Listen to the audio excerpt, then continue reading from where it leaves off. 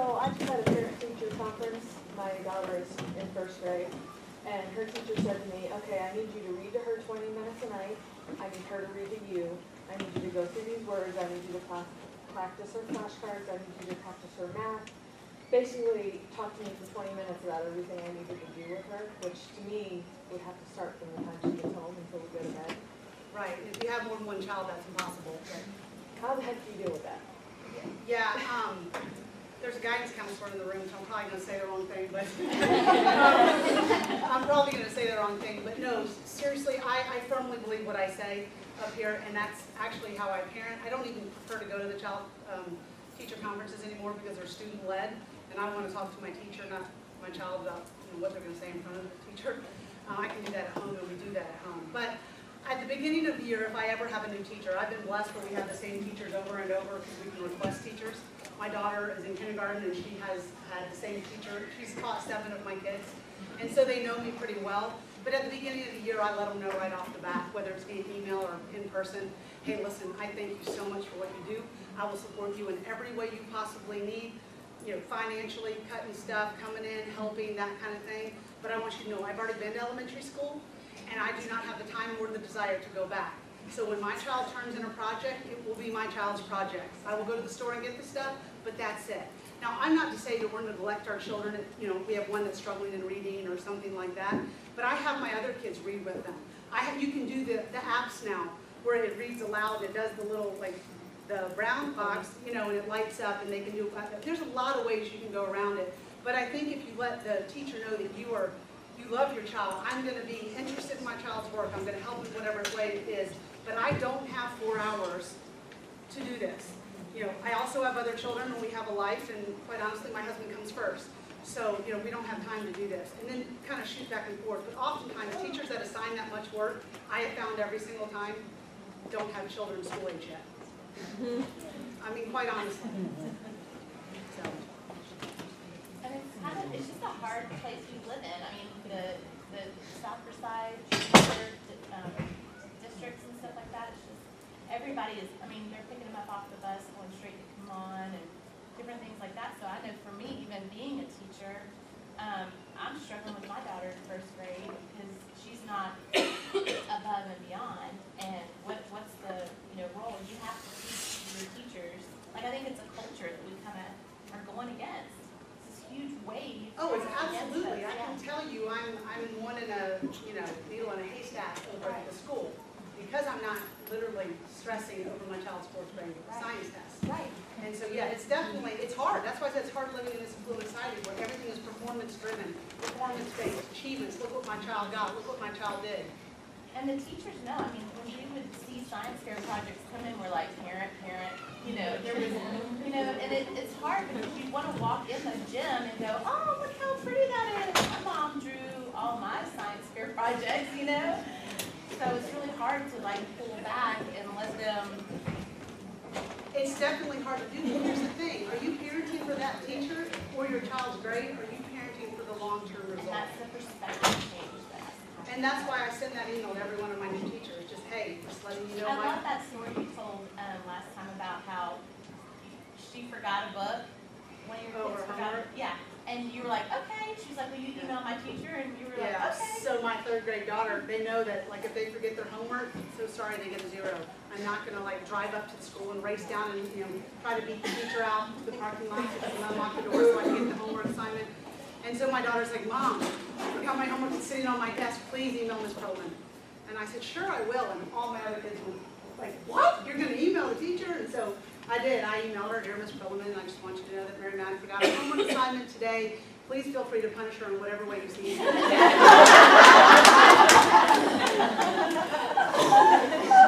It worked. She didn't forget it again. It's a natural consequence. Can you said the age for the service, and I know I've heard you before with the leadership, the next one. What was the age for each of the leadership, service leadership, mentor, and friendship? So the very first one is about 0 to 2. It kind of is a little bit different. And then you go into the leadership and authority, and it's about 3 to 13. And then about 15, the rest of the years you have them, is the mentoring, where you're really letting the reins out and you're letting them make the decisions and the consequences. And then when they're adults is when it goes into friendship.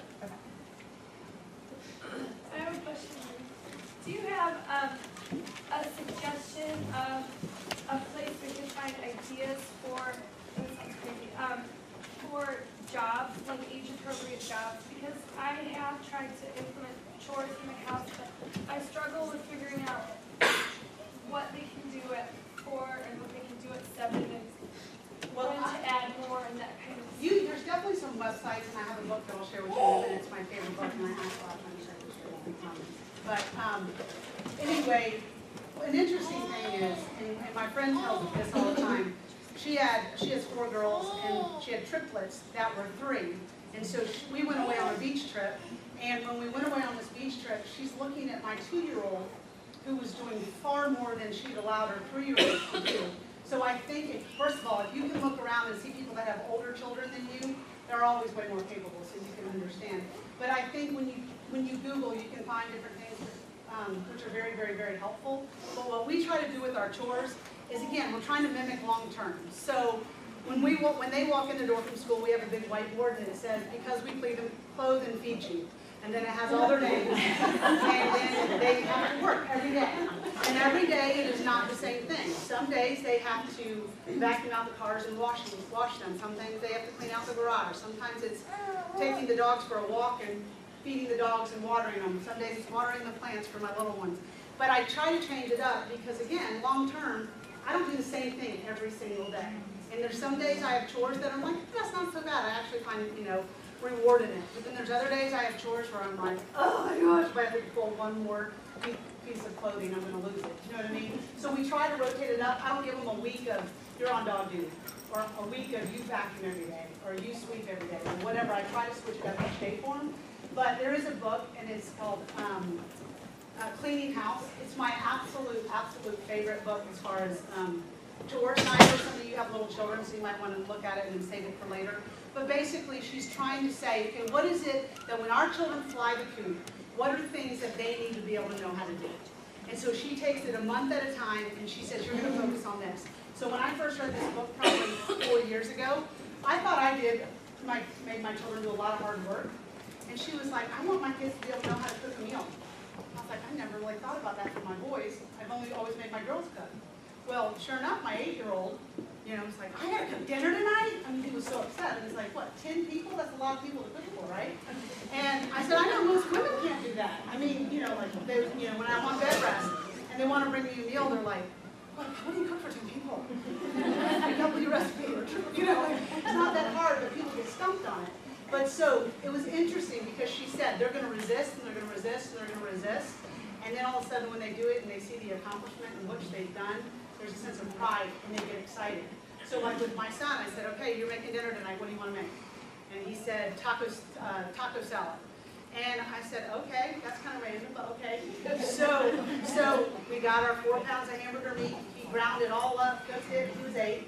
And then cleaned the lettuce, put it in there, added the beans, the cheese, the everything, put in the meat. And at the time, my mother-in-law was not living with us, and so we took her dinner every night. And so he made this big plate for her, and he took Doritos and arranged them so it actually looked neat. He was like, please take my picture. He's like, I said, you just accomplished something that most grown men cannot do. And he was 8 years old. And so we rotate who has to cook the meals. And to go back to that just for a second, where we talked about correcting our kids when they're doing a chore, they're learning something for the first time. I had just learned that principle from this book, and it was so hard for me because I'm a perfectionist. And so I'd be like, and so I'm trying to step back. And so that very week, my daughter was 7, and she said, Mom, I want to make cinnamon rolls. And I was like, okay, we make them all the time, pop the pan. She's like, no, homemade. And I said, oh, okay, She goes, but I got it. I already looked at all the ingredients. I got it. I said, okay, that's fine. So she rolls out her dough, and it's this big, for us, it's like this giant triangle, whatever, rectangle. And she does it, and then she proceeds to put the butter on it, in the middle, and nothing on the ends. And she proceeds to put all the brown sugar and cinnamon all just in the middle. There's nothing on the ends, nothing. And so that's 11 on this end and 11 on this end. I have nothing. And I literally kept going, you just, and I'm thinking, if she just goes away, I'll just quickly, throw the butter on. But she didn't. And I held my tongue. And I tell you what, when she made those cinnamon rolls, I have never in my life seen a child more proud to bring those cinnamon rolls to the dinner table that night, and you know, my husband and I sat there and they were so dry and reading. But I am telling you what, she said, can I make them again tomorrow? I said, absolutely. So after we cleaned up dinner and after we put everything away, I said, hey, you know, those were fantastic. Another idea is if you took the butter all the way to the end, they would all have something. She goes, oh, okay. But I guarantee you, had I done what I wanted to do, which you just didn't do that right. Let me do it. You know what? Let me do it. You didn't put it all the way to the end. Let me get it all the way just perfect. She would not want to do it the next day. Do you know what I'm saying? So we've got to be careful correcting our children. I mean, tell me, how many people in your home, even a maid, a cleaner, or your husband, clean the bathroom and make the bed exactly the way you want it? Nobody. Nobody does it the way you would do it. So we got to stop being so hard on our kids. And I'm telling you, the earlier you start training them how to do their laundry, how to clean the bathroom, how to cook a meal, the longer in your home they have to perfect it. Is it this one? Yep, that's it. Plain analysis is fantastic. What's the author? Kate Weiner. What? Kate Weiner. I'm to the 15 words of, okay, John, let's clean up the room. I'll be back in 5 minutes. Right. And I come in and I come back, and they're still cleaning. And That's- then I scream at them, and I walk out. Yeah. And then I come and yell again, and then I walk out and just go, forget it, we're on lunch break. And I know that I just What not to do? I don't know what about it. And then I say, you know what, it's a playroom, it's supposed to be messy. You know what, I'm over-analyzing it, how clean I want the house. No, but see, there's two issues there. You know, there's two issues there. She said she's got a playroom and she kind of goes back and forth like it's supposed to be messy, they're supposed to have fun. She is like the most creative person you'll ever be in your life, so she has that creative flair that I don't have. But there's two things there. You have to be able to know what your boundaries are. So for me, my main floor has to be clean. I cannot function in order without my main floor being clean, particularly my kitchen, or I just start twitching when I walk in. So like if I'm gone for the night or the weekend, my husband knows that if I come in and my kitchen is destroyed, I literally will walk right back out the house because I can't function. So I'll call him 20 minutes, text him 20 minutes before I get home. Just want you to know I'm on the way home. And he knows that's my order. If the playroom is not the thing that has to be clean for you, then let that go. But the other issue is there's disobedience there. So like if you're going to expect it to be clean, then you have to follow through the obedience. But if you're going to say, then don't tell them to clean it up.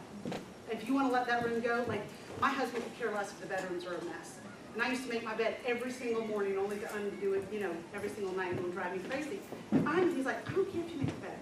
So I was like, hallelujah, I have never made my bed again. I let that go off my list, you know. And so if that's not on your list, then just let it go. But if they do not obey what you tell them, that's for you.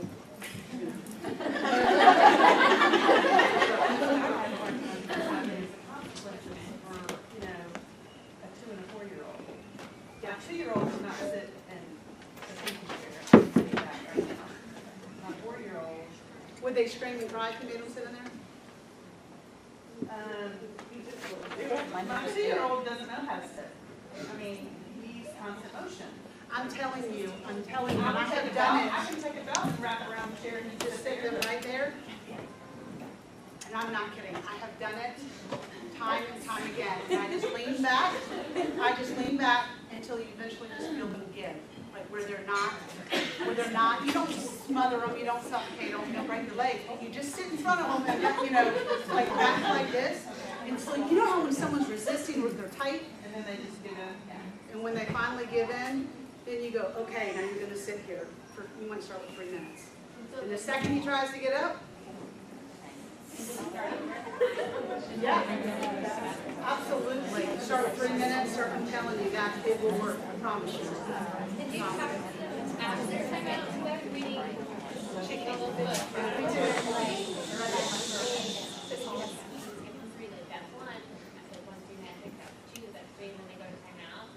Yeah, let me tell you why that's wrong. In my opinion. When you count to 3 or 5 or 10 with your children, they know that they do not have to do anything until you get to 3. Which is why they're playing until you say 2 1/2, 2 3/4, and then they turn around. I'm telling you, we have a rule in our home, it's first time obedience. When I say come, you come. Now, there are times when we've given them, we let them know this, but like if they're in the middle of something, they have to say, yes ma'am, I'm coming, do you mind if I finish X, Y, or Z? But if they're saying, or they're not saying anything and they're just doing it, you want to make sure, because here's the thing, there's some things that it really doesn't matter with. But there are other things, especially those of you that have toddlers, and you see a car coming and they're running in the street and you say, I'm going to count to 3. You wouldn't do that. And so you need obedience first time all the time, because they don't know that this one's danger and this one is just for obedience. So when the numbers come out, do you like sit there and talk to them and say this is what you come out, or just basically like? Depending on the age, but yes. Because you want to explain to them, but again, we tend to talk way too much, particularly me, who's like off the chart, saying when I use way too many words. My counselor is like, shut your mouth. Just say 3 words and shut your mouth. Because they get it, they know what you're saying. You don't just continue to go on, then they just hear wah, wah, wah, wah, wah, particularly if they're young, but yes.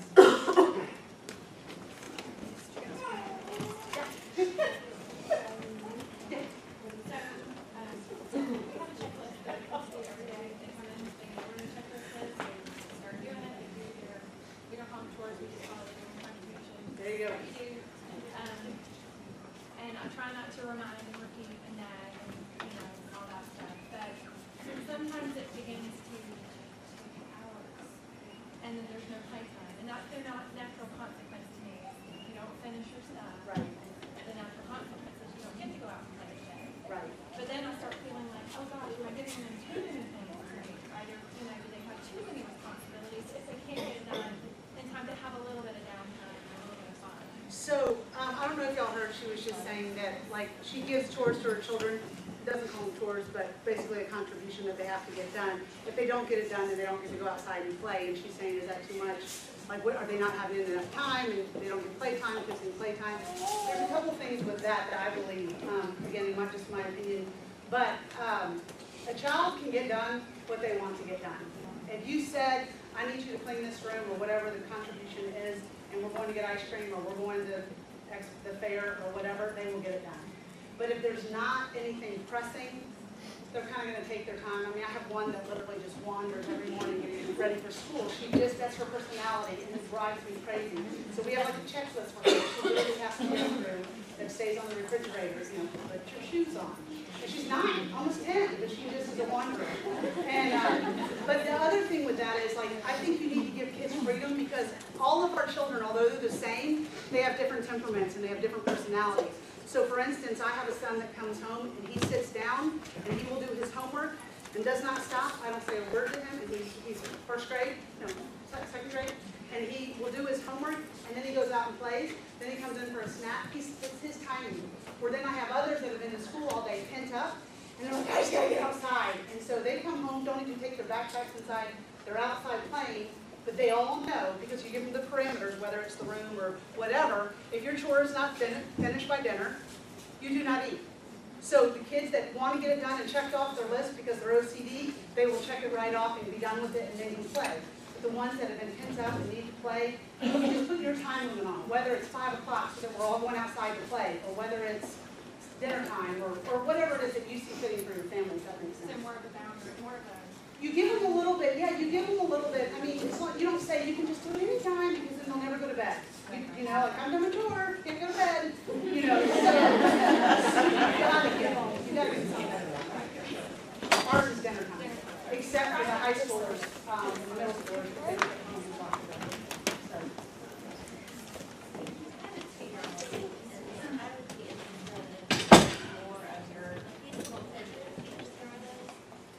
I'm loving it. This is my lots of years of experience.